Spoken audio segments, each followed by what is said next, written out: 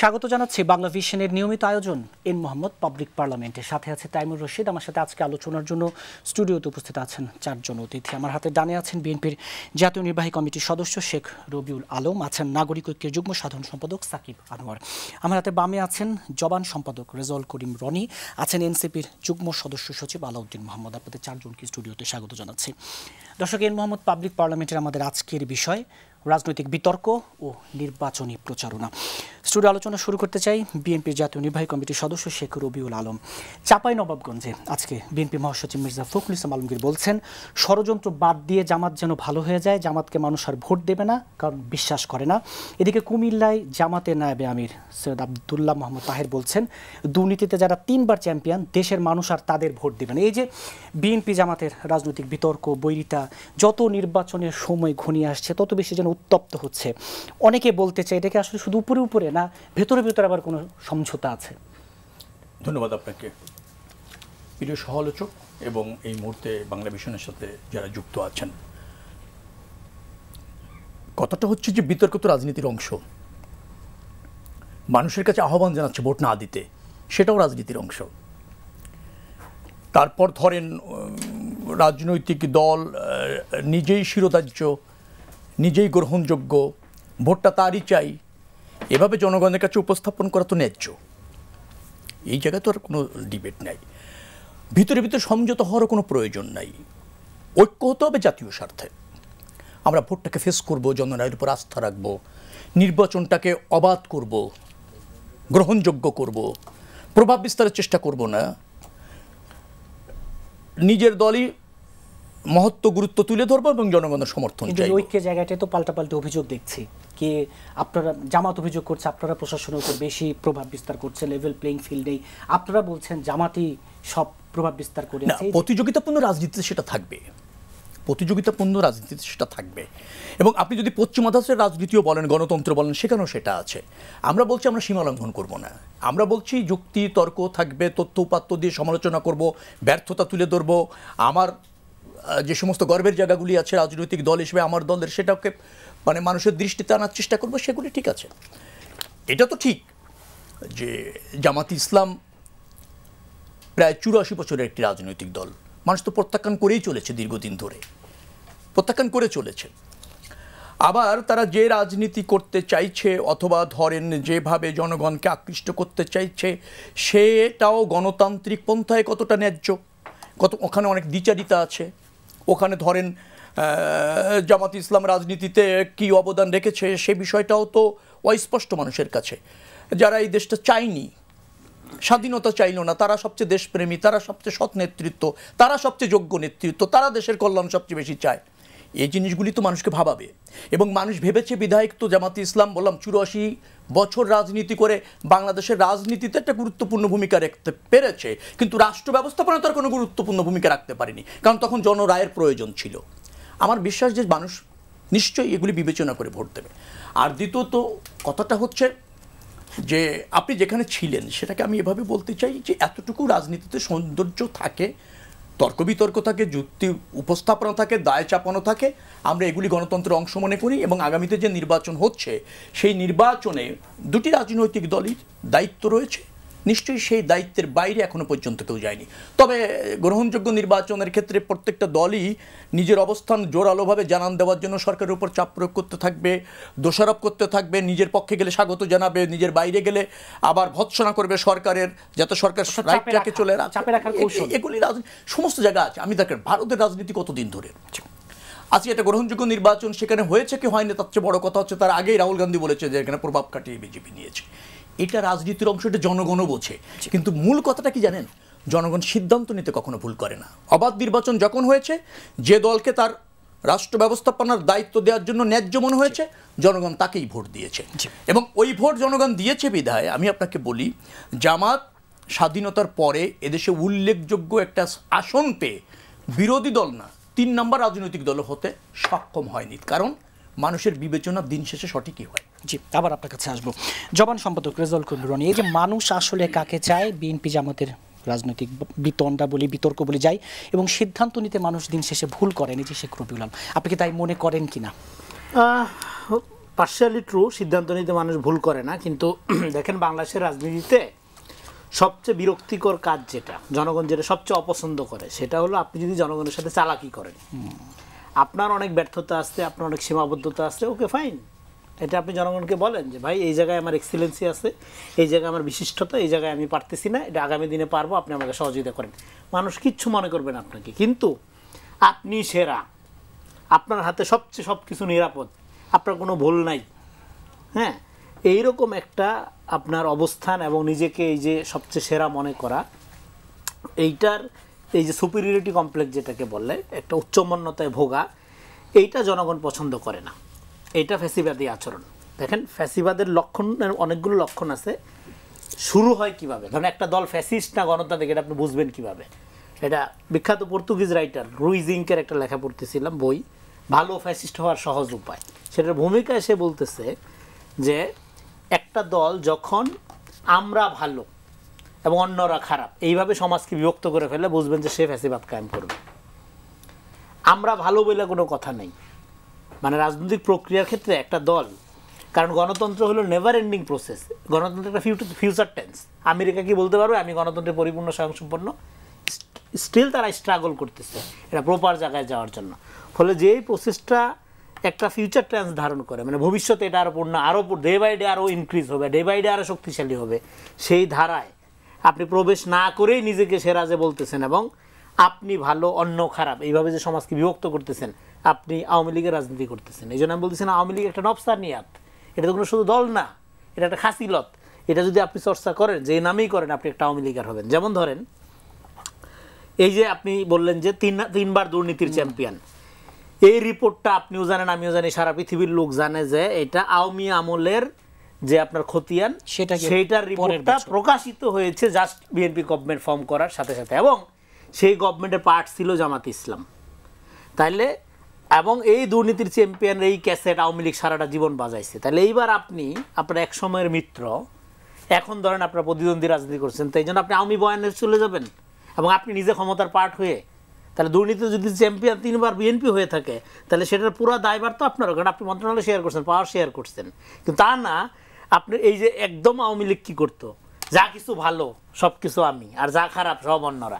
হ্যাঁ, আপনি একটু সমালোচনা করলে আপনি রাজাকার, অমুক তমুক সব, আর ভালো সব।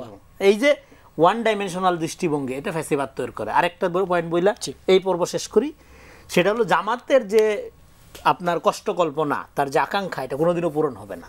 কোন আকাঙ্ক্ষা?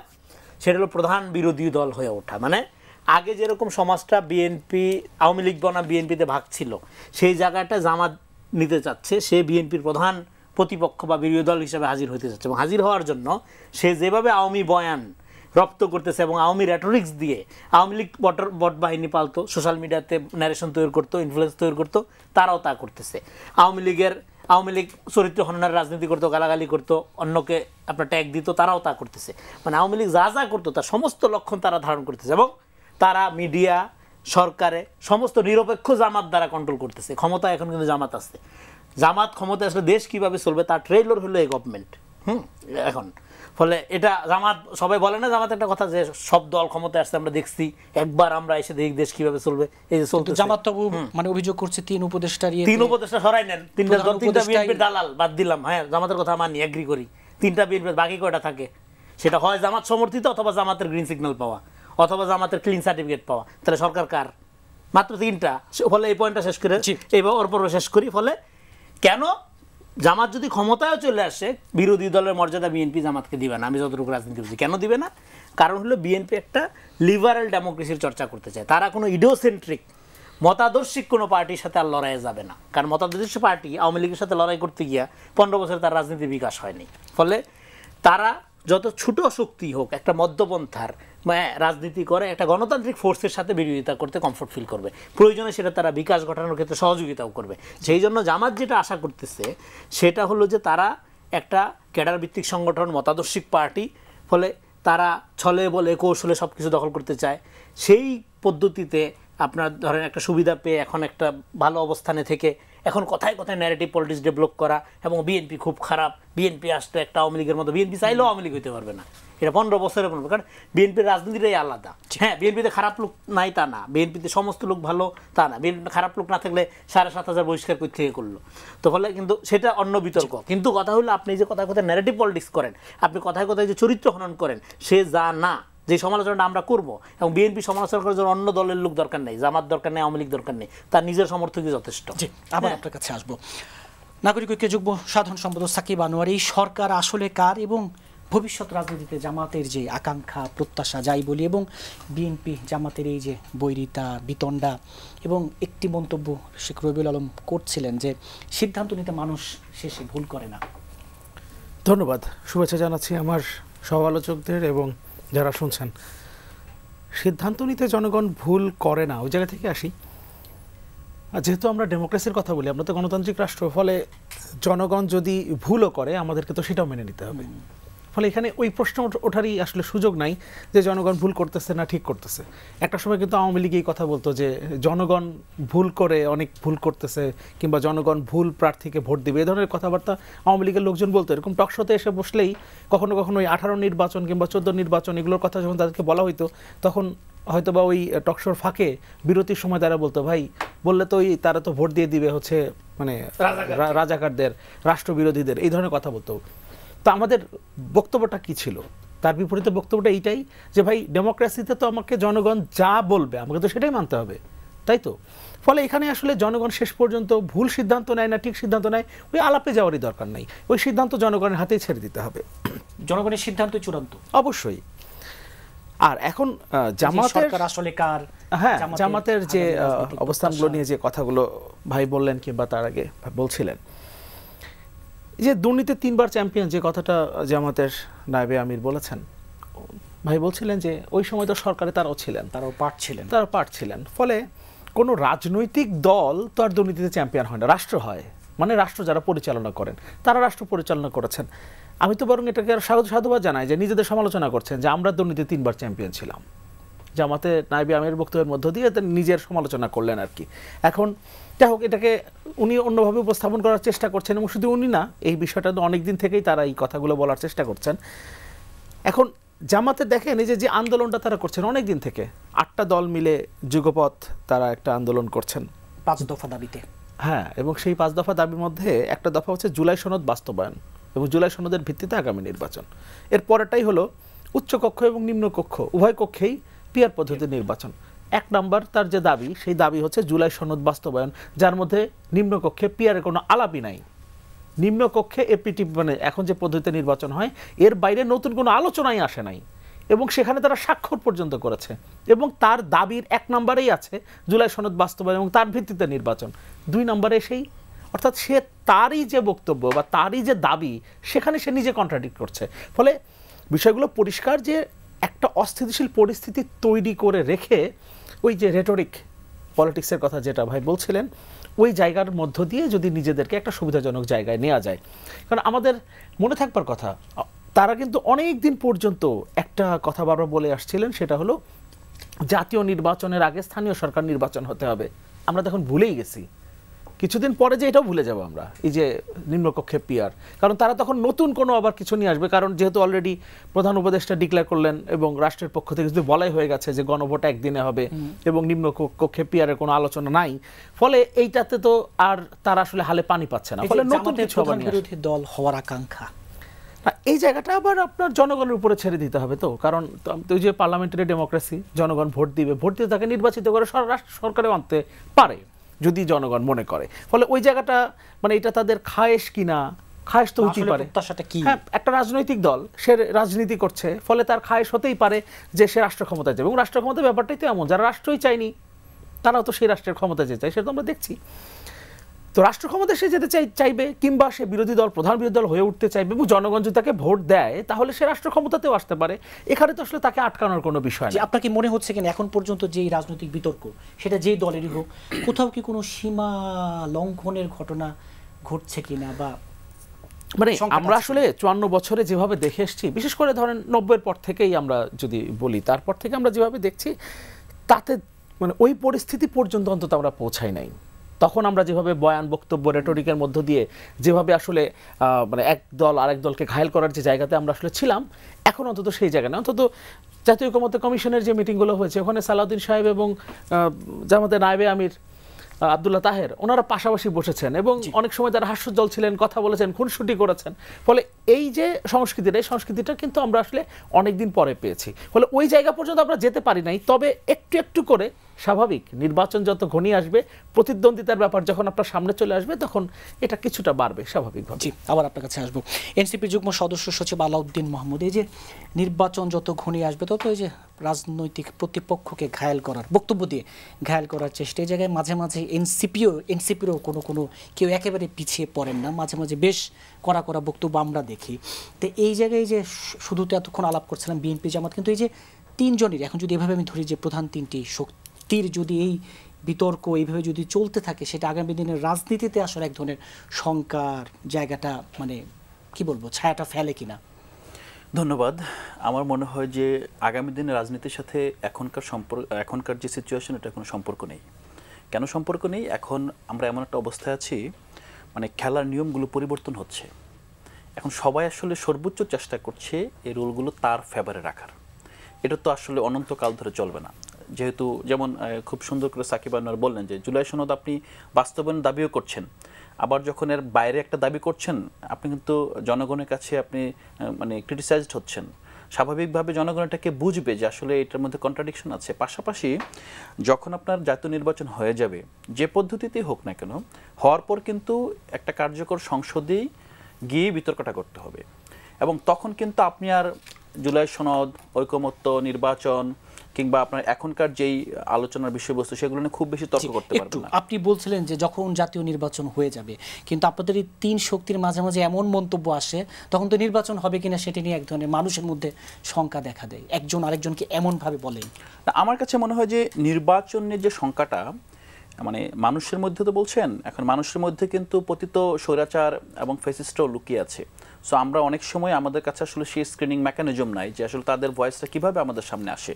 যদি মনে করেন যে অনেকেই বলে যে আওয়ামী লীগের 10% 15% ভোট আছে, 10% যদি ভোট থাকে, 10% যদি vote with their billions of chiffon dollar, তারা যদি এখানে আপনার ন্যারেটিভ তৈরি করে, আমি কিন্তু বোকা হয়ে যাবো, আমরা কিন্তু বুঝতেই পারবো না 10% মানুষের পাওয়ার কতটুকু। সো আমার মনে হয় যে এখানে যেই অ্যাক্টরসরা কাজ করছে তারা এত শক্তিমত্তা, এত সাংগঠনিক উপায়ে সুন্দরভাবে কাজ করছে যে আমি সেই যে আশঙ্কার জায়গাটা বারবার বিভিন্ন জায়গা থেকে উচ্চারিত হচ্ছে, আশঙ্কার জায়গাটা এখন একটা ডিসেন্ট ভয়েস হিসেবে দেখছি, এটাকে কোনো ডমিনেন্ট ভয়েস হিসেবে আমি ট্রিট করতে পারছি না।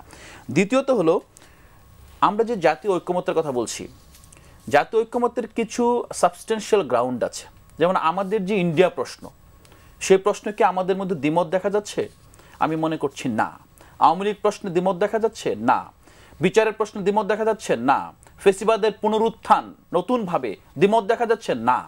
এখন যেটা দেখা যাচ্ছে সেটা হলো যে মাঠ পর্যায়ে আপনি যখন নির্বাচনের কথা বলছেন, প্রতিটা কনস্টিটিউয়েন্সির আলাদা ইকুয়েশন আছে।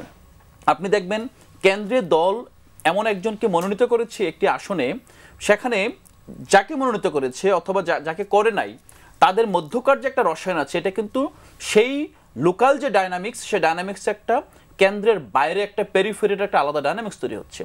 এই যে একটা সেন্টার এবং পেরিফেরির মধ্যে এই ভোটের রাজনীতির তফাৎ, এই তফাৎটা আমাদেরকে বুঝতে হবে। কিছু কিছু ক্ষেত্রে আমরা হয়তো এমনও স্বতন্ত্র প্রার্থী পাবো যারা না চাইলেও সংসদে আসবে, এসে আপনার পতিত স্বৈরাচার এবং ফেসিস্টের ভয়েসে কথা বলতে পারে।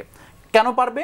কারণ লোকাল যে পলিটিক্সের ডায়নামিক্স সেটা সবসময় সেন্টার নিয়ন্ত্রিত না, এবং that's also the part of Democratic process. তো সেই ক্ষেত্রে আমি একটা বিষয় বিশ্বাস করি, এবং আমি এই তিনটা যেই রাজনৈতিক দল বলবো না, মোটা দাগে তিন ধরনের আপনার একটা বলয় তৈরি হয়েছে আমাদের চোখের সামনে স্পষ্ট। এই বলয়ের মধ্যকার বেসিক জায়গায় আমি কোনো বিভাজন দেখছি না এখনো। আমি দেখছি যে এখন নির্বাচনকে সামনে রেখে এবং রুল অফ গেমের পরিবর্তনকে সামনে রেখে সবাই তার সর্বোচ্চ দিয়ে চেষ্টা করছে, কিন্তু একই সাথে এটা মনে রাখছে যেটা আপনি গত 13 তারিখে দেখেছেন, যখনই এই তিন শক্তির বাইরে কেউ এসে এই গেমে হস্তক্ষেপ করবে, তারা সবাই আবার একজুট হয়ে যাবে। জি, সবাই সর্বোচ্চ দিয়ে চেষ্টা করছেন, আবার ভেতরে ভেতরে কি আসনের ভাগাভাগি নিয়েও চেষ্টা চলছে? আমার যেটা মনে হচ্ছে যে আপনার নির্বাচন সবসময় একটা স্ট্র্যাটেজিক আপনার গেম। হ্যাঁ, এখানে আপনি যেটা ভিতরে ভিতরে বলছেন, তো ভিতরে ভিতরে আসলে অনেক কিছুই হতে পারে, কিন্তু এটাকে আমরা প্রধানতম সত্য ধরব না।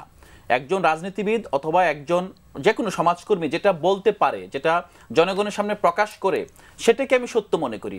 এটার পিছনে যেটা আছে আমি মনে করি সেটা সে প্রকাশযোগ্য মনে করছে না বলে সেই জিনিসটা সামনে আনছে না। যদি এটা মনে হয় যে আমাদের গণতান্ত্রিক সংস্কৃতিকে বিপন্ন করে তোলে, তাহলে অবশ্যই সেটা নিয়ে কথা বলা যেতে পারে। কিন্তু যদি মনে হয় ভিতরে ভিতরে সমঝোতাটা আমাদের রাষ্ট্রের ভিত্তি এবং ভবিষ্যৎ গণতান্ত্রিক যে সংস্কৃতি সেটার জন্য সহায়ক হতে পারে, আমি মনে করবো যে এটাকে ইতিবাচকভাবেই দেখা উচিত। একেবারে যদি সংক্ষেপে বলি, জামাত এক ধরনের প্রতিক্রিয়া দিয়েছে যে একই দিন নির্বাচন, গণভোটের কারণে গণভোটের গুরুত্ব কমবে, দিন শেষে গুরুত্বহীন হয়ে পড়বে কিনা। এনসিপি বলছে যে এখন অস্পষ্টতা আছে এবং যে প্রক্রিয়ায় এই আদেশ জারি করা হয়েছে এটা আসলে আবার ফ্যাসিবাদী ব্যবস্থার দিকে যাবে। বিএনপিও প্রতিক্রিয়া দিয়েছে। কিন্তু এই যে প্রশ্নের 4টি বিষয়ে যেই এক ধরনের কি বলবো, এক ধরনের জটিলতা, একটু জটিল প্রশ্ন, সাধারণ মানুষের অন্তত এভাবে ভাবনা, সেখানে আসলে যে গণভোটের বিষয়ে বিএনপির অবস্থান একেবারে পরিষ্কার কি হবে, কারণ বেশ কিছু জায়গাতে অস্পষ্টতা আছে। না, গণভোট বিএনপির প্রস্তাবনা। আপনার প্রশ্নটা আরো স্পষ্ট হলে ভালো হয়। যেমন ধরেন প্রশ্ন করবে না, হ্যাঁ না জায়গা যদি আসছি আমি, ধরেন একটি প্রশ্ন হ্যাঁ বা না, একটা প্রশ্নের 4টি অংশ, অর্থাৎ 4টি অংশ আছে, ওই 4টি অংশের মধ্যে আবার 48টি বিষয়। তো এই জায়গায় জনগণকে হ্যাঁ না বলাটা, ধরেন 4টি অংশের মধ্যে আমি 2টি অংশ দ্বিমত করতে পারি, জনগণ সেই 2টি অংশ দ্বিমত করার জায়গাটা হানা ভোটের মধ্যে স্পষ্ট করতে পারবে না। এখানে কিছুটা অস্পষ্টতা আছে। আমার দলকে যদি বলেন, আমার দল এই প্রস্তাবনা, হানা প্রস্তাবনা বা ভোটের ক্ষেত্রে হার পক্ষেই অবস্থান নেবে, কারণ জুলাই সনদ বাস্তবায়ন করার জন্য হা প্রযোজ্য এবং বিএনপি সর্বশক্তি দিয়ে হাকে উইন করানোর জন্য জনমত গঠন। কিছু এই 4টি যে ভাগ, সে ভাগ আমাদের চাওয়া যেটা হলো যে এই 4টি বিষয়ের অংশটাকে যে ভাগ করেছি জনগণের বোঝার জন্য, এবং কোনো অংশের সাথে জনগণ দ্বিমত করার যদি চায় কোনো জনগণ, সেইটা উল্লেখ করার সুযোগ থাকা উচিত ছিল স্বচ্ছতার জন্য এবং জনমতটাকে আরো বেশি জোরালো করবার জন্য। জনগণ অনেক কিছু বুঝবে না, কারণ জনগণ অনেক কিছু বুঝার কথা না, কারণ সে তো জনপ্রতিনিধি দিয়েই আপনার পার্লামেন্টে পাঠায় তার হয়ে বোঝার জন্য, তার হয়ে প্রতিনিধিত্ব করার জন্য। কিন্তু যেহেতু পার্লামেন্টে আলোচনা হচ্ছে না, পার্লামেন্টে আলোচনা হলে জনগণ স্পষ্ট ধারণা পেয়ে যেত, কিন্তু পার্লামেন্টে আলোচনার আগেই যেহেতু হানা ভোটটা হচ্ছে, জনগণ এখানে কোনো কোনো জায়গায় বুঝতে একটু সমস্যা হবে, সেটা আমরা বিশ্বাস করি এবং তাই বলেছি।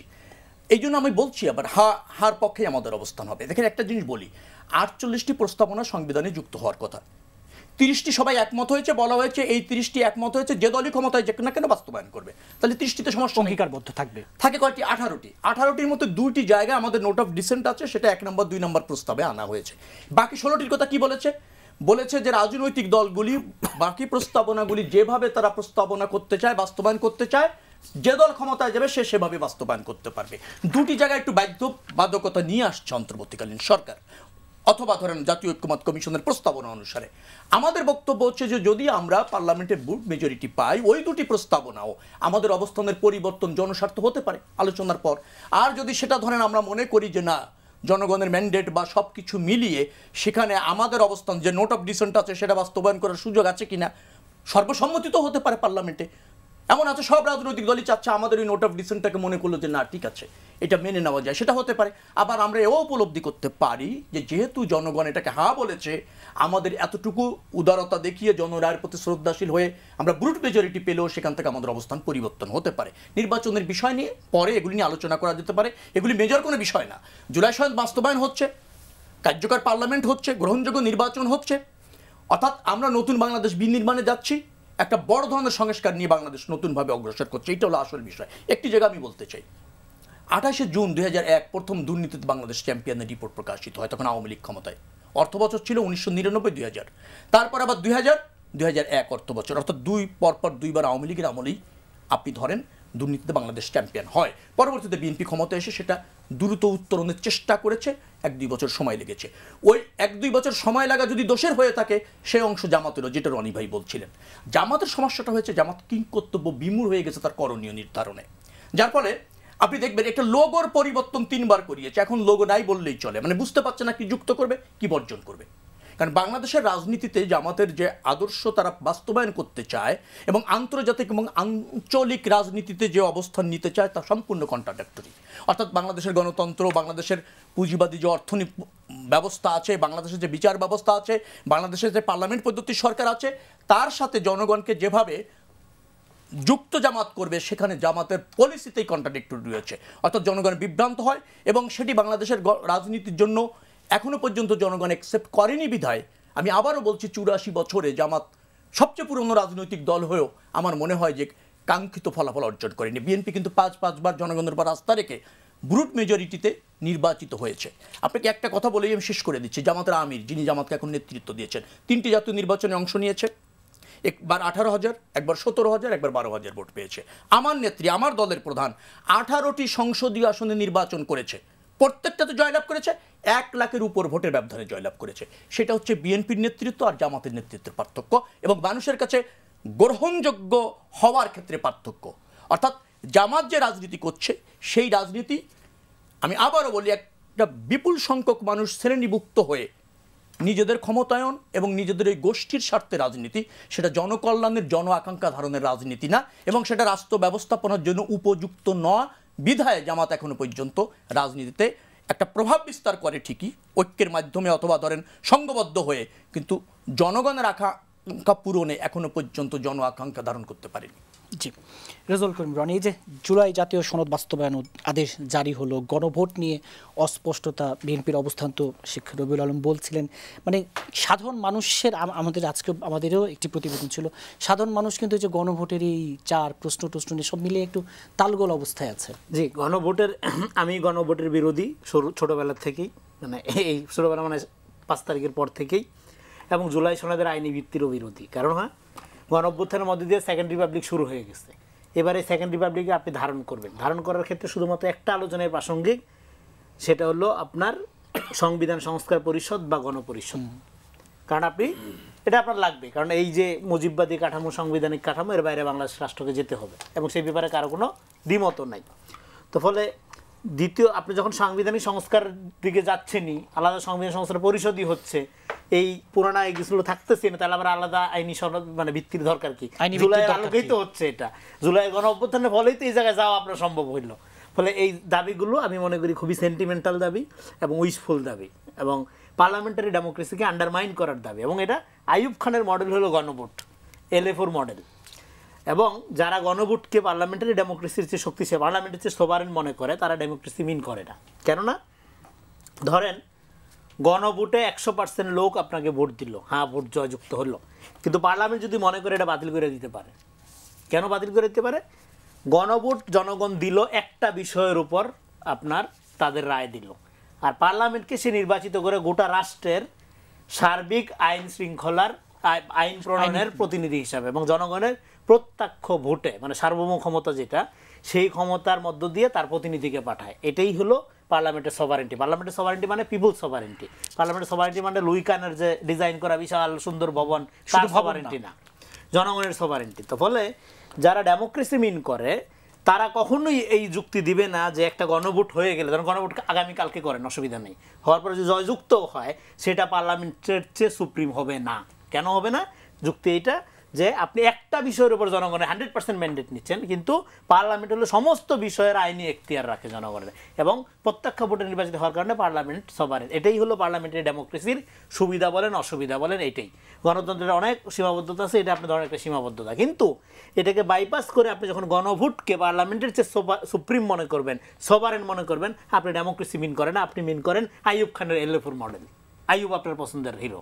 তো ফলে সংস্কার দরকার না, শুধু বাংলাদেশ রাষ্ট্রের পুনর্গঠন দরকার। এখন এই পুনর্গঠনটা কোন দল কিভাবে চাচ্ছে সেটা দেখে আমি ওই দলের পলিটিক্যাল এজেন্ডা বুঝবো। সে আগামী দিনে ফ্যাসিজম কায়েম করবে না গণতন্ত্র কায়েম করবে, সেটা আমি চিহ্নিত করতে পারবো আমি যদি সচেতন জনগণ হই।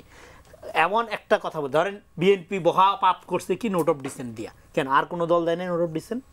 জামাত দেয় নাই নোট অফ ডিসেন্ট? সেই আলোচনা আপনি দেখছেন মার্কেটে, মিডিয়াতে দেখছেন? আমি জামাতে 3-4টা নোট অফ ডিসেন্ট আছে, আমি 2টা নোট অফ ডিসেন্ট নিয়ে আলোচনা করি সংক্ষেপ ছোট করে। 1 নাম্বার হলো তারা স্থানীয় সরকারকে ইকোনমিক্যাল ইন্ডিপেন্ডেন্সি দেওয়ার ব্যাপারে নোট অফ ডিসেন্ট দিচ্ছে। স্থানীয় সরকারকে অর্থনৈতিকভাবে স্বাবলম্বী করা, শক্তিশালী না করলে গণতন্ত্রই শক্তিশালী হবে না। এবং এমপিদের কাজ কিন্তু এই কালভার্ট ব্রিজ এগুলি করেন, আইন প্রণয়ন করা। ফলে স্থানীয় সরকারকে যদি আপনি শক্তিশালী করেন, তাহলে এমপির কাজ এই দুর্নীতিতে যুক্ত হওয়ার যে প্রক্রিয়াটা এমপিদের বাংলাদেশের রাষ্ট্রের রাজনীতিতে যেটা হয়ে আসতেছে যুগ যুগ ধরে, কাল ধরে, এটা বন্ধ হয়ে যেতে পারে। সেখানে নোট অফ ডিসেন্ট দিচ্ছে জামাত। সুপ্রিম জুডিশিয়াল কাউন্সিল গঠনের ব্যাপারে, যেটা আপনার আমরা চাই বাংলাদেশ রাষ্ট্রের মানুষের দীর্ঘদিনের আকাঙ্ক্ষা যে আইন বিভাগ স্বাধীনভাবে সার্বভৌমভাবে মানে পরিচালিত হবে, সেখানে নোট অফ ডিসেন্ট দিয়ে রাখছে জামাত, বাকি আলাপে গেলাম না। তাইলে এই যে দুইটা জায়গায় নোট অফ ডিসেন্ট দিছে, এবার এই নোট অফ ডিসেন্ট দেওয়ার কোনো আলাপ নেই। বিএনপির ধরেন 9টা-10টা জায়গায় নোট অফ ডিসেন্ট আছে, সেটা নিয়ে প্রচণ্ড আলাপ। সেই নোট অফ ডিসেন্ট দেওয়ার মধ্য দিয়ে বিএনপি তার সীমাবদ্ধতা, সে বলল যে আমি বাংলাদেশ রাষ্ট্রের রূপান্তর চাই, কিন্তু এই ক্ষেত্রে এখনই যদি আমি এই রূপান্তর করি তাহলে এই প্রবলেম হবে। এই প্রবলেম হবে কেন? বিএনপি একটা মডারেট বা লিবারেল ডেমোক্রেটিক পার্টি হিসেবে সে পার্লামেন্টের সভারেন্টির উপর তার আস্থা রাখতো, এর বাইরে তার যাওয়ার সুযোগ নেই। বিপ্লবী দল না সেটা। আপনি বিপ্লব করেন গা, আপনি বিপ্লব করে তারপর এটা করে ফেলেন। বিপ্লব করলে তো মুখের কথাই আইন, শহীদ মিনারে জানে যেটা বলবেন ওটাই আইন, পার্লামেন্ট দরকার নেই, কিচ্ছু দরকার নেই। কিন্তু আপনি বিপ্লব না করে বিপ্লবী আস্ফালন করা, শব্দটার জন্য আমি দুঃখিত, মানে একটু কড়া শব্দই হইল, কিন্তু এবং আপনি বিপ্লবী সমস্ত আশা আকাঙ্ক্ষা চাপায় দেওয়া, এটাকে রাষ্ট্র মেরামত বলে না, এটা জনগণের প্রতি কমিটমেন্ট বলে না। এবং কোথায় কোথায় জুলাই চেতনার দোহাই দেওয়া। আপনি জনগণ আপনাদের বিশ্বাস কেন করে না? ক্ষেত্রবিশেষে বিএনপি, জামাত এবং অন্যান্য দল কেন করে না? কারণ আপনাদের মধ্যে ট্রান্সপারেন্সির অভাব। ট্রান্সপারেন্সি ছাড়া ট্রাস্ট আসে না। আপনি সকালে বলেন শরিয়া কায়েম করবেন, বিকালে আপনি বলেন যে না আপনি গণতান্ত্রিক দল। আর বিশ্বাসটা করবো কোনটা আমি মানুষ হিসাবে, সাধারণ জনগণ হিসাবে? তারপরে এবারে যে জুলাই বলে আপনি সাধারণ মানুষের কি হইল? হ্যাঁ, আমরা 5 তারিখের পরে বললাম যে শতভাগ বিরোধিতার রাজনীতি দরকার নেই। এই যে জামাত বিএনপির মুখোমুখি দাঁড়ায় গেল এবং ক্ষমতার একটা দেখা যাচ্ছে দাপট তারা দেখানোর চেষ্টা করতেছে। হ্যাঁ, সমস্ত আপনার ক্ষমতার জায়গাগুলো দখল, আর স্বাভাবিকভাবেই বিএনপির এক অংশের নেতা কর্মীরা নিজেরা লোকালি নিজেদের এম্পাওয়ার করা শুরু করছে, আর ক্ষমতার জায়গাগুলো জামাত তার মতো করে দখল করে ফেলতেছে। ফলে এই যে প্রক্রিয়ার মধ্যে আপনারা মুখোমুখি গিয়ে দাঁড়াইলেন, এই দাঁড়ানোর মধ্য দিয়ে আপনারা বাংলাদেশকে যে একটা মানে গণতন্ত্রকে যে একটা প্রাতিষ্ঠানিক রূপে ধারণ করার কথা, গঠন করার কথা, সেই দায়িত্বটাই তো ভুলে গেলেন। ফলে এই জন্য আমি বলি যে 5 তারিখের পরে আসলে শতভাগ বিরোধিতার রাজনীতির সুযোগ নেই। সেটা এনসিপি হোক, বিএনপি হোক, জামাত হোক, আপনারা একজন আরেকজনের কলিগ হিসাবে একজন আরেকজনের সম্পূরক রাজনীতি করবেন, একজন আরেকজনের চেয়ে বেটার পলিসি নিয়ে প্রতিযোগিতা করবেন। কিন্তু তা না করে আপনারা যেভাবে একজন আরেকজনের চরিত্র হনন করার চেষ্টা করেন, যেভাবে একজন আরেকজনের বিরুদ্ধে দাঁড়ায় যান, এটাই তো এখানকার যারা বাংলাদেশকে স্টেবল দেখতে চায় না, যারা বাংলাদেশকে ধরেন আপনারা কখনোই একটা স্বাধীন সার্বভৌম রাষ্ট্র হিসেবে দেখতে চায় না, তাদের আকাঙ্ক্ষা আপনারা বাস্তবায়ন করছেন। একটা কত পয়েন্ট বলে শেষ করি, এখানে ভারত বিরোধিতার রাজনীতির একটা জোয়ার চলতেছে। এখন এটা আমরা তো দেখতে পাচ্ছি ভারত বিরোধী ভারতীয় রাজনীতি চলতেছে। ফলে প্রকৃত ভারত বিরোধীকে আমরা কীভাবে বুঝবো? যারা একটা স্টেবল বাংলাদেশ গঠনের জন্য কাজ করতেছে যেই দল, তাকে আমরা প্রকৃত ভারত বিরোধী বলবো। আপনার বয়ান, বক্তব্য, কথাবার্তা বলা এবং আওয়ামী লীগের মতো আচরণ করা, সেটা ভারত বিরোধী রাজনীতি না। জি, সাকিব আনোয়ারি, যে রেজাউল করিম রনি বলছেন যে গণভোট এগুলোই এক ধরনের পার্লামেন্টারি ডেমোক্রেসিকে এক ধরনের খাটো করার, এই জায়গাটি একটু আপনি আপনার দলের এবং আপনার ব্যাখ্যাটা দিবেন। এবং এখন শতভাগ বিরোধিতার রাজনীতিটা আসলে বাংলাদেশে আর প্রয়োজন নেই, দরকারও নাই এবং দেশের জন্য ভালো হবে না। ধন্যবাদ। না, শতভাগ বিরোধিতার রাজনীতি থেকে আমরা যদি বেরিয়ে আসতে পারতাম তাহলে তো ভালো হতো। গঠনমূলক সমালোচনার মধ্য দিয়ে একজন আরেকজনের বক্তব্যের মানে কাউন্টার বক্তব্য সে সামনে হাজির করতো, এরপর জনগণই আসলে সিদ্ধান্ত নিত যে আমি কার পক্ষে যাব।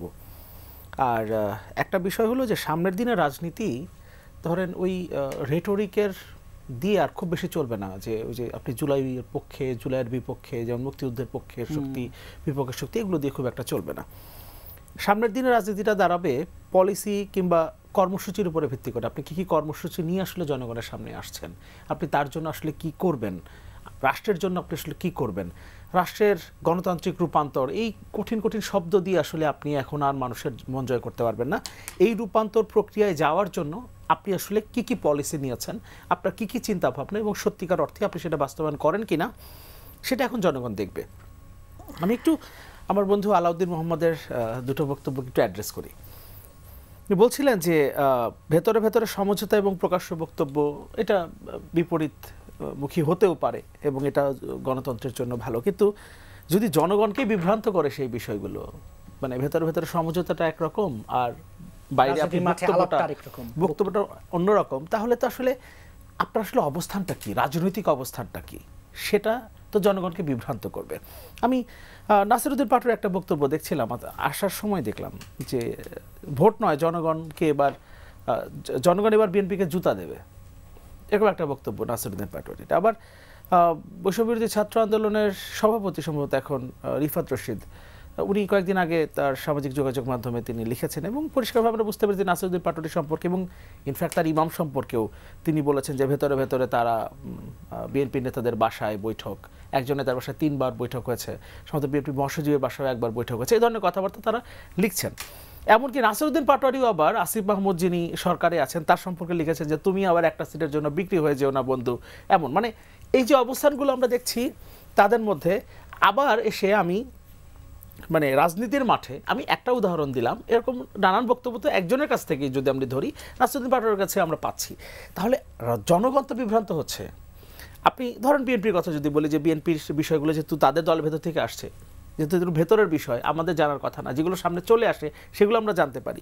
ফলে নাসিরউদ্দিন পাটোয়ারি তিনি আসিফ মাহমুদকে বলছেন যে তুমি একটা সিটের জন্য বিক্রি হয়ে যাও না, টু বিএনপি সেল হয়েও না। আবার রিফাত রশিদ তিনি বৈষম্যবিরোধী ছাত্র আন্দোলনের সভাপতি, তিনি আবার নাসিরউদ্দিন পাটোয়ারিকে বলছেন যে তুমি এবং তোমার ইমাম তোমরা সারাদিন বাইরে, সে এভাবে লিখেছে যে সারাদিন তুমি বাইরে এসে বক্তৃতা করবা বিএনপির বিরুদ্ধে, আবার তুমি রাতে গিয়ে তাদের বাসায় গিয়ে বৈঠক করবা কয়েকটা সিটের জন্য। তো এতে আবার জনগণ বিভ্রান্ত হয়ে যায়, এটা একটু মানে এই জায়গাটা খুব সমস্যা। আর যেহেতু আসিফ মাহমুদের কথা আসলোই একটা বিষয় একটু অ্যাড্রেস করা দরকার। কয়েকদিন আগে ওই স্থানীয় সরকার মন্ত্রণালয়ের একটা বরাদ্দের ব্যাপার আমাদের সামনে এসেছিল, সেখানে আমরা দেখলাম যে কুমিল্লার দেবিদ্বার এবং মুরাদনগরে সবচেয়ে বেশি বরাদ্দ হলো এবং সেখানেই আমাদের আসিফ মাহমুদের নির্বাচন করবার কথা ছিল এক জায়গায় এবং আরেক জায়গায় তো আমাদের হাসনাত আবদুল্লাহ। এখন যদিও এনসিপি বলবে যে আসিফ মাহমুদ আমাদের দলের কেউ না, বাট আমরা তো নিশ্চয়ই আবার আসিফ মাহমুদের একজন এপিএ ছিলেন মোয়াজ্জেম, যার বিরুদ্ধে কয়েকদিন আগেও আবার আমি রিপোর্ট দেখলাম যে গণমাধ্যমে এসছে যে তার কি বলে সন্দেহজনক লেনদেন তার অ্যাকাউন্টে হয়েছে, তিনি আবার এনসিপির হয়ে প্রচারণা চালাচ্ছেন, নির্বাচন করবেন তিনি। কয়েকদিন আগ পর্যন্ত তিনি আবার আসিফ মাহমুদেরই এপিএ ছিলেন। ফলে সম্পর্ক কানেকশনগুলো আসলে কেমন সেটা তো আমরা বুঝতেই পারি। আসিফ মাহমুদ নাকি সম্প্রতি এই গত কয়েকদিনের মধ্যে ধানমন্ডি, কলাবাগান, হাজারীবাগ এই দিকে জাতীয় পরিচয়পত্র মানে ভোটার হয়েছেন এবং তারপর নাকি 4 কোটি টাকার মতো তিনি তার মন্ত্রণালয় থেকে বরাদ্দ করেছেন। এর মধ্যেই এখানকার যে ধর্মীয় উপাসনালয়গুলো আছে সেগুলোতে তিনি 4 কোটি টাকা বরাদ্দ করেছেন। কিন্তু একই বরাদ্দ কিন্তু আমার বন্ধু আলাউদ্দিন মোহাম্মদের ওখানে হয় নাই, যেখানে তিনি ভোট করবেন। ফলে এই যে রাষ্ট্রকে ব্যবহার করে, আপনি রাষ্ট্রের টাকা মানে আমার টাকা ভাই, আমার টাকা আপনি ধানমন্ডির না কলাবাগানের কোন মসজিদে দিবেন সেটা সিদ্ধান্ত তো আমি নিব, আপনি ওখান থেকে ভোট করার সিদ্ধান্ত নিচ্ছেন। কয়েকদিন আগে আপনার প্ল্যান ছিল মুরাদনগরে করবেন, তখন আপনি সেখানে স্থানীয় সরকারের সবচেয়ে বেশি বরাদ্দ করছেন, আপনার বন্ধুর জন্য আপনি দেবিদ্বারে সবচেয়ে বেশি বরাদ্দ করছেন। এখন আপনি সিদ্ধান্ত চেঞ্জ করে আসছেন ধানমন্ডিতে, কলাবাগানে, হাজারীবাগে আপনি ইলেকশন করবেন এই আসন থেকে, এখন আপনি এখানে বরাদ্দ করা শুরু করছেন। ভাই রাষ্ট্রের টাকা মানে আমার টাকা, আমার টাকা আপনি কোথায় দিবেন সেটা তো আমি সিদ্ধান্ত নেব। এই যে ব্যাপারগুলো, ইনফ্যাক্ট ওই যে রিফাত রশিদের কথা বলছিলাম, উনি ওনার স্ট্যাটাসে লিখেছেন যে তখন পর্যন্ত ছাত্র উপদেষ্টারা তারা ওই মিন্টো রোডে তাদের বাসা ঠিক হয় না, তারা তখন ব্যায়াম ভবনে সম্ভবত তখন তারা থাকতেন, ফলে বৈঠকগুলো সেখানে হতো। তার মানে কি? তার মানে তার পরের বৈঠকগুলো হতো, পরিষ্কার আমরা তো বুঝতে পারি বিটুইন দ্য লাইন্স, তার মানে তার পরের বৈঠকগুলো হতো তারা যখন রাষ্ট্রীয় বাসভবন পেয়েছে সেখানে। তার মানে এই যে আমরা বলি যে কিংস পার্টি কিংবা রাষ্ট্রের ক্ষমতায় থেকে সেখান থেকে, ইনফ্যাক্ট নাহিদ ইসলাম তো আসলে জাস্ট পদত্যাগ করে তিনি সরকারে গেলেন। ফলে এই বিষয়গুলো আমাদের একটু মাথায় রাখা দরকার। হ্যাঁ, সমঝোতা, রাজনৈতিক কৌশল এগুলো থাকবে, তারপরেও ন্যূনতম জায়গায় অন্তত জনগণকে তো আপনি বিভ্রান্ত করতে পারেন না। কারণ দিন শেষে যেহেতু পার্লামেন্টারি ডেমোক্রেসির কথা বলছে, আমার বন্ধু আলাউদ্দিন মোহাম্মদ সেটাই বলছিলেন পার্লামেন্টারি ডেমোক্রেসির কথা, তো পার্লামেন্টারি ডেমোক্রেসিতে আপনি জনগণকে বিভ্রান্ত করে তার সমর্থন আদায় করবেন, সেটা তো আসলে ঠিক গ্রহণযোগ্য না। আলাউদ্দিন মোহাম্মদ এই যে অভিযোগগুলো এলো এনসিপির, আচ্ছা উনি যে বিভ্রান্ত না করা, স্পষ্ট অবস্থান, ওনার অভিযোগের জবাব দিব? জি। আচ্ছা আচ্ছা, ওনার অভিযোগ ম্যাক্সিমামই আসছে সোশ্যাল মিডিয়ার রেফারেন্স থেকে আর কি। আমাদের আহ্বায়ক কিছুদিন পূর্বে সোশ্যাল মিডিয়াতেই জামাতে ইসলামীর সংস্কার রাজনীতি নিয়ে একটা বড় স্টেটমেন্ট দিয়েছিল। তখন আমরা দেখেছি যে অনেকেই কথাবার্তা শুরু করেছে আসলে এটা নাহিদ ইসলামের কাছ থেকে প্রত্যাশিত না। তো মূলত আসলে সোশ্যাল মিডিয়া খুব অল্প সময়ের জন্য আমাদেরকে ব্যস্ত রাখে এবং হয়তোবা এখন অনেক বড় ন্যারেটিভও দেয়, কিন্তু একজন ব্যক্তির কমেন্ট, তাদের বাদানুবাদকে আমি ব্যক্তির বাদানুবাদ হিসেবেই দেখব। হয়তো রিফাত রশিদ গতকাল যে স্ট্যাটাসটা দিয়েছে, আগামীকাল তার উল্টোটা দিবে, হ্যাঁ, যেটা নাসিরউদ্দিন পাটোয়ারির ক্ষেত্রেও অনেক ক্ষেত্রে সত্য। কিন্তু তারা তো দলেরও একটি মানে পদ এবং দায়িত্ব দলের পদের বিলং করেন। হ্যাঁ অবশ্যই। এখন আমাদের সমাজে যে বিষয়টা হয়েছে এটা আমিও মাঝে মাঝে টের পাই। আমরা তো পূর্বে রাজনীতি ওইভাবে করি নাই। তো রাজনীতিবিদদের ব্যক্তিগত জীবন, তাদের ইমোশন এবং তাদের মানে ব্যক্তিগত অনুভূতি ফেসবুকে কিংবা পাবলিকলি প্রকাশটাকে অনেকে অ্যাপলিটিক্যাল অথবা এটাকে ইম্যাচুরিটি হিসেবে ট্রিট করে। কিন্তু এটার মাধ্যমে কি হয়? এটার মাধ্যমে আপনি ব্যক্তিকে চাপাতে চাপাতে মানে ওই যে ফেসিজম আমরা এজ এ সিস্টেম যেটা বলছি, তো ব্যক্তির মধ্যেও তার যে আপনার মানবিক গুণাবলী আছে, তার স্বভাব আছে, আচার আচরণ আছে, সেগুলোকে বলি যে না ইউ কান্ট, তুমি রাজনীতিবিদ মানে you have to be 24 hours রাজনীতিবিদ। তো এই যে একটা ধারণা, আমার মনে হয় এটা ব্যক্তির প্রতি অনেকটাই অবিচার, বিশেষ করে আমাদের মতো সিস্টেমে।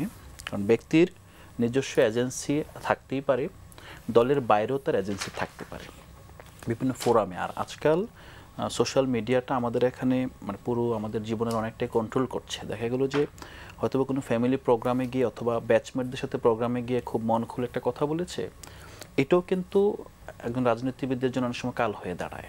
না, কিন্তু এইসব বক্তব্য যদি জনগণকে বিভ্রান্ত করে তাহলে আপনার দল আপনার মানে আমি ওই জায়গাটা আসি না। জনগণকে বিভ্রান্ত করে আসলে সেটা তো জনগণ চিন্তা করবে। কিন্তু যখন আবার দেখেন রাজনৈতিক প্রতিপক্ষের জায়গা থেকে মনে করে যে এই যে জনগণকে বিভ্রান্ত করা হচ্ছে এবং এটা থেকে সামহাও তারা ক্ষতিগ্রস্ত হচ্ছে, তখন কিন্তু ব্যাপারটা আসে। এখন এই বিষয়টা আমার বন্ধু সাকিব ভাই, যিনি আরেকটি রাজনৈতিক দলের সদস্য, তিনি যখন আরেকটি দলের এই বিষয়গুলোকে সামনে নিয়ে আসছেন, আমি নিশ্চিতভাবে আমি মনে করছি যে সামহাও ওনার ভোট কমে যাচ্ছে এবং সামহাও উনি এখানে কোনো না কোনোভাবে মানে ভিকটিম। তো আমি এইভাবেই দেখব এবং সামহাও এখানে এনসিপি রাজনীতির স্টেক বাড়ছে কোনো না কোনোভাবে। কারণ বিভিন্ন ব্লককে বিভিন্নভাবে আমরা টানছি, হয়তো তারা টানছে আর কি। কিন্তু আপনি সিরিয়াস নোট যেটা আসেন সেটা হলো যে আমরা জনগণকে বিভ্রান্ত করছি না। আমি যে বক্তব্যটা দিয়েছিলাম সেটা ছিল মূলত যে সমঝোতাটা রাষ্ট্র ইটসেলফ একটা সমঝোতা। আমরা যে কনস্টিটিউশন, আমরা রুল অফ গেম কিংবা পাওয়ার ট্রানজিশন, এই সবগুলো তো আমাদের তো একটা সমঝোতা ভিত্তিতে রাষ্ট্র হয়। একটা গ্র্যান্ড সমঝোতার পরে ডেফিনেটলি সবগুলো রাজনৈতিক দল এবং সবগুলো পাওয়ারের ব্লক তাদের মতো করে একটা সমঝোতা থাকতেই হবে। এবং আমি এটা মনে করি গণঅভ্যুত্থানোত্তর বাংলাদেশের রাজনীতিতে আপনি কখনোই আর কাউকে হত্যাযোগ্য প্রতিপক্ষ করে তুলতে পারবেন না। এবং আপনাকে সবসময় আপনি যদি মনে করেন যে পাবলিকলি, ইভেন আমরা যদি স্কুলের কথা দেখেন, স্কুলে কি ফার্স্ট হওয়ার জন্য, ক্লাস ক্যাপ্টেন হওয়ার জন্য একটা প্রতিযোগিতা চলে না? কিন্তু সেটা কি এমন হয় যে তারা ক্লাস থেকে বের হয়ে যায়? আমরা তো এমন রাজনীতি দেখেছি যে বিরোধিতা করলে তুমি এই ক্লাসে থাকতে পারবে না, ইউ গো আউট। আপনি যদি পার্লামেন্ট থেকে ওয়াক আউট অথবা পার্লামেন্টে ঢোকার পথ বন্ধ করে দেওয়া হয়, এটা মানে কি? যে তুমি এই ক্লাসে থাকতে পারবে না। আমরা এভাবে এটাকে কল্পনা করছি আগামী রাষ্ট্রটা, যে হ্যাঁ এটা ক্লাস ক্যাপ্টেন যেভাবে ইভেন ফ্ল্যাট মালিক সমিতির কথা বলেন, খুব সুন্দর করে নির্বাচিত করে দেয়, কারণ ওখানে আসলে অনেক বেশি নেই, যে এটা সিম্পলি একটা পলিসি। তো আমরা আসলে রাষ্ট্রটাকে এই জায়গায় নিয়ে যেতে পারি কি, যেখানে আসলে গ্র্যান্ড সমঝোতার মতো করে প্রতিটা নাগরিকের সাথে নাগরিকের, রাজনৈতিক দলের সাথে রাজনৈতিক দলের, সিভিল সোসাইটির বিভিন্ন অ্যাঙ্গেলের বিভিন্ন এঙ্গেজমেন্টের প্রতিষ্ঠানের সাথে অন্যান্য এঙ্গেজমেন্টের প্রতিষ্ঠান এবং সামগ্রিকভাবে এই যে একটা পলিটিক্যাল কমিউনিটি হিসাবে আমাদের মধ্যকার যে বোঝাপড়াটা, এটা বিভিন্নভাবে মাইক্রো থেকে শুরু করে এটা যাতে ম্যাক্রো জায়গায় গিয়ে একটা গ্র্যান্ড আপনার বয়ান তৈরি হয়। এটা হলো আমার বাংলাদেশের বয়ান, এটা হলো আমার বাংলাদেশের নতুন সভ্যতার বয়ান। সেটার জন্য আমি সেই জায়গা থেকে আমি বলছি যে সমঝোতা যদি রাষ্ট্রের জন্য আপনার সহায়ক হয়, রাষ্ট্রের শক্তি বৃদ্ধি করে, রাষ্ট্রকে যদি অপরাপর রাষ্ট্রের কাছে মহান করে তোলে, গরিয়ান করে তোলে, আরও বেশি শক্তিশালী করে তোলে, ডেফিনেটলি এই সমঝোতা আমি অবশ্যই সাপোর্ট করবো। আমি আমার বন্ধুকেও বলবো যে এই ছোট ছোট এফেমোরাল যেগুলো আজকের দিন বিতর্ক কালকে শেষ হয়ে যাবে, সেটার বাইরে যাতে আমরা আমাদের যে একটা বড় যে আগামী 50-100 বছরের যে একটা ডেস্টিনি আছে সেটা যাতে ভুলে না যাই, সেই জায়গায় আমাদের অবশ্যই সমঝোতা ছাড়া আপনি কখনো সেই জায়গায় যেতে পারবেন না। যে অনুষ্ঠান একেবারে শেষে চারজনের কাছ থেকে একটি বিষয়ে মন্তব্য শুনে শেষ করবো। শেখ রবিউল আলম, 17ই নভেম্বর সোমবার শেখ হাসিনা মামলার রায়, এর আগেও তারিখ নির্ধারণকে কেন্দ্র করে আমরা সারা দেশে এক ধরনের আতঙ্ক, অস্থিরতার ফাঁদ দেখেছি। এই যে আজকেও রাতেও ঢাকার বেশ কিছু জায়গায় ককটেল বিস্ফোরণ আছে, এই যে এই পরিস্থিতির মাঝে প্রেস সচিব বলছেন যে নির্বাচনে ব্যাঘাত ঘটানোর শক্তি আওয়ামী লীগের নেই, মানে এত পাশের দেশে বসে নানা মানে কর্মকাণ্ড তো আমরা দেখছি, মানে ঠিক শক্তি নেই, এটাতে আপনি মানে আস্থা রাখতে পারেন কিনা? যে আসলে আস্থা রাখতে পারি, এই সক্ষমতা আওয়ামী লীগের নাই। বিচ্ছিন্ন কিছু ঘটনা তো করতেই পারে, ঘটাতেও পারে, কারণ বাইরের থেকে ইন্ধন আছে, সহযোগিতা আছে, আবার দেশের মধ্যে তাদের লুকায়িত একটা শক্তি আছে, সামর্থ্য আছে, সুবিধাভোগী গোষ্ঠী আছে, আবার প্রচুর অর্থ আছে, বিচ্ছিন্ন কিছু ঘটাতে পারবে। কিন্তু জাতীয় স্বার্থের বাইরে অথবা রাষ্ট্রকে অকার্যকর করা, নির্বাচনকে ভণ্ডুল করা, এই সক্ষমতা আওয়ামী লীগ রাখে না। আমি মাঠের রাজনীতি করে বলছি, রাখে না। এখন আমরা একটা ককটেল বিস্ফোরণকে অনেক কিছু দেখি, কিন্তু যে এলাকায় ককটেল বিস্ফোরণ হয় ওই এলাকায় মানুষ এখানে হাঁটতে অবস্থা, বাংলাদেশের মানুষ এগুলি করা যায়, এগুলি করে মানে মূল লক্ষ্যে পৌঁছানো ব্যাহত করতে পারবে বলে আমি মনে করি না। একটা কথা বলা থাকে রানী সাহেবের কথা ধরে, রূপান্তর আমরাই সবার আগে চেয়েছি এবং এখনও চাইছি। জাতীয় ঐক্যমত কমিশনের যে প্রস্তাবনা, তার কয়েকটি প্রস্তাবে আমরা আংশিক সংশোধন চেয়েছি। আংশিক সংশোধন, কোনো প্রস্তাবনা কিন্তু আমরা সরাসরি বলিনি যেটা আমরা মানি না। আর নোট অফ ডিসেন্ট একটা রাজনৈতিক দলের অধিকার এবং অবস্থান, তার প্রতি শ্রদ্ধাশীল থাকতে হবে। যেমন ধরেন একটা সময় বলছে বিএনপি জুলাই ঘোষণাপত্র চায় না, সরকার জুলাই ঘোষণাপত্র করলো, বিএনপি স্বাগত জানালো, বিএনপি বঞ্চিত হয়েছে কিন্তু স্বাগত জানিয়েছে বীরত্বর স্বার্থে। জুলাই সনদ বিএনপি চায় না, কিন্তু বিএনপি সেই জুলাই সনদ যেভাবে জাতীয় ঐক্যমত কমিশন চূড়ান্ত করেছে সইও করেছে। এরপর হলো বাস্তবায়ন চায় না।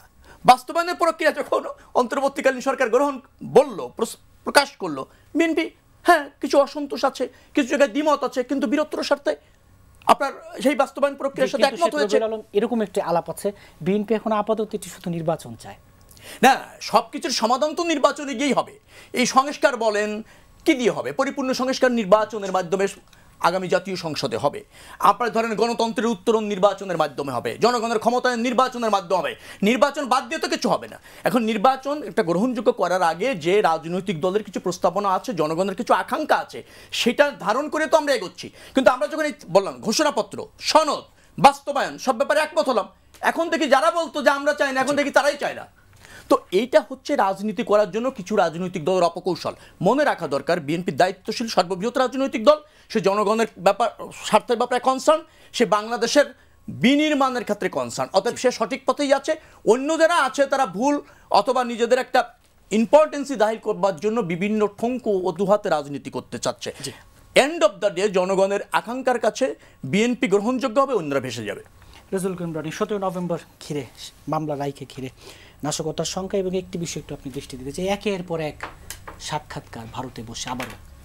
এটা তো ধরেন শুরুর দিক থেকে গভর্নমেন্টকে মানে সরকারকে শক্তিশালীভাবে নিয়ন্ত্রণ করা দরকার ছিল। আমি মনে করি আওয়ামী লীগকে প্রাসঙ্গিক রাখার কাজটা ইনসাইড জব, এটা ভেতর থেকে হচ্ছে, ক্ষমতা কাঠামোর ভেতর থেকে হচ্ছে। কারা করতেছে এটা খুঁজে বের করা দরকার। আর 17 নভেম্বর নিয়ে যেটা হলো, দেখেন আওয়ামী লীগের ব্যাপারে রায় 5 তারিখ বাংলাদেশের জনগণ দিয়ে দিছে। 5 তারিখে যে লক্ষ লক্ষ মানুষের জনস্রোত গণভবনে গেছিল, হাসিনা তো চুমা দেওয়ার জন্য যায়নি তারা।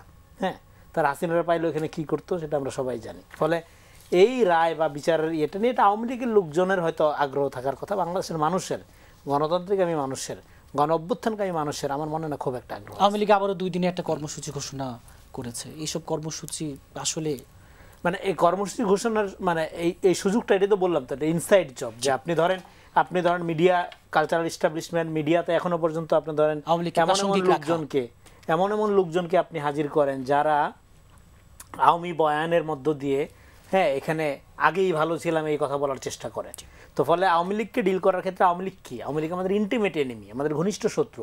ইন্টিমেট এনিমিকে অলওয়েজ ডিল করতে হয় রিকনসিলিয়েশনের মধ্য দিয়ে, ট্রুথ অ্যান্ড রিকনসিলিয়েশনের মধ্যে। অপরাধীদেরকে আপনি বিচার করবেন, যারা এই ভুল চিন্তা বিশ্বাস করে তাদেরকে আপনি ধরেন, মানুষ প্রচণ্ড নেশা করলে, বিড়ি সিগারেট খাইলে বা ফেন্সিডিল খেলে আপনি কী করেন? রিহেবে পাঠান না? তো পলিটিক্যাল একটা পয়জনাস আইডিয়া যখন মানুষ ধারণ করে তাকে পলিটিক্যালি এডুকেট করতে হবে না? আওয়ামী লীগ এবং রাজনীতি আলাদা জিনিস। আওয়ামী লীগ হইলো, যদি ধরেন আওয়ামী লীগ যদি একটা ধর্ম হয়, সন্ত্রাস তার ইবাদত, তো ফলে সেখানে আপনার রাজনৈতিকভাবে এডুকেট করতে হবে না জনগোষ্ঠীকে? এডুকেট করে এই জন্য ডিআওয়ামীকরণ করতে হবে গোটা সমাজের। সেই জন্য আমি শুরুর থেকে বলছিলাম আমাদের রিকনসিলিয়েশন করা দরকার ছিল। যারা সাধারণ সমর্থক, আওয়ামী লীগের সমর্থক, তাদেরকে রাজনৈতিকভাবে পুনর্বাসন করার উদ্যোগ নেওয়া দরকার ছিল রাষ্ট্রের, ভিকটিম না বানাইয়া। মামলার রায়কে ঘিরে নাশকতার সঙ্গে যে আওয়ামী লীগকে ডিল করার কথা বলছিলেন রেজাউল করিম রানী, অসাধারণ একটা কথা শুনলাম আমি একটু আগে, আমি লিখছিলাম আর কি, লিখে রাখবো মনে রাখার জন্য। আওয়ামী লীগ যদি একটা ধর্ম হয় তাহলে সন্ত্রাস হচ্ছে তার ইবাদত। সাধারণ একটা লাইন। যাই হোক, ছোট করে হাতে সময় নিয়ে। হ্যাঁ, 17 নভেম্বর বা যে এর সোমবার। মধ্যে যা যা হলো আসলে এটা হওয়া উচিত ছিল না, বাট হচ্ছে। এগুলো নিয়ে আসলে খুব বেশি বিচলিত হবার কিছু নাই। কিন্তু একটা কথা একটু বলি, এর সাথে আসলে খুব বেশি প্রাসঙ্গিক না, কিন্তু মানে যা সিচুয়েশন যেগুলো যাচ্ছে সেক্ষেত্রে আমরা যে নির্লিপ্ততাটা দেখছি আমাদের ভেতর থেকেই, আমরা মানে একটা রাষ্ট্রে অনেক ঘটনা ঘটছে, ককটেল বিস্ফোরণ হচ্ছে কিংবা আরো বাসে বেশি আগুন কিছু হচ্ছে, দিচ্ছে। বাসে আগুন দিচ্ছে, ইনফ্যাক্ট মানুষও মারা যাচ্ছে, তারপরেও আমরা রাষ্ট্রকে দায়ী করছি না, সরকারকে দায়ী করছি না। মানে বাংলাদেশে এই মুহূর্তে যে সরকারটা আছে পৃথিবীর শ্রেষ্ঠতম সরকার, গিনেস বুকের নাম লিখে রাখা দরকার। পৃথিবীর ইতিহাসে এরকম কোনো সরকার আসবে না যার কোনো দায় নাই। দায় হচ্ছে সব রাজনৈতিক দলের, কোথাও একটা কিছু হলে সেটার দায় রাজনৈতিক দলের, কোথাও চাঁদাবাজি হচ্ছে, কোথাও একটা মানে ধর্ষণের ঘটনা ঘটছে, সেটার দায় রাজনৈতিক দলের, ওরা রাজনৈতিক দল এই কাজটা করেছে, কিন্তু রাষ্ট্রের কোনো দায় নাই সেটাকে ঠেকানোর। মানে অসাধারণ একটা সরকার আমরা এখন আছি। এই যে সোমবার রায়কে ঘিরে শঙ্কা এবং আসলে নির্লিপ্ত, যত নির্লিপ্ততার কথা বলছিলেন সাকিব আনোয়ার, ছোট করে একবার ছোট করে যেটা মনে হয় যে আমার মনে হয় এটা সত্যিকার অর্থে যেটা রনি ভাই বললেন যে ইনসাইড জব। আর একটা বিষয় হলো যে আমার একটু ভাবতে অবাক লাগে যে 5 আগস্টের পর বাংলাদেশের যে রাজনৈতিক শূন্যতা তৈরি হয়েছিল, আমরা খুব মানে এতক্ষণ তো আশার কথা বললাম, এখন একটু সেলফ ক্রিটিক করি। আমরা এমনভাবে এটাকে জটিল করেছি, মনে হচ্ছে যে আওয়ামী লীগ ছাড়া কেউ নির্বাচনে জিততে পারবে না। তো এই মানসিকতা আমাদের বড় রাজনৈতিক দলগুলোকে প্রত্যাহার করা উচিত।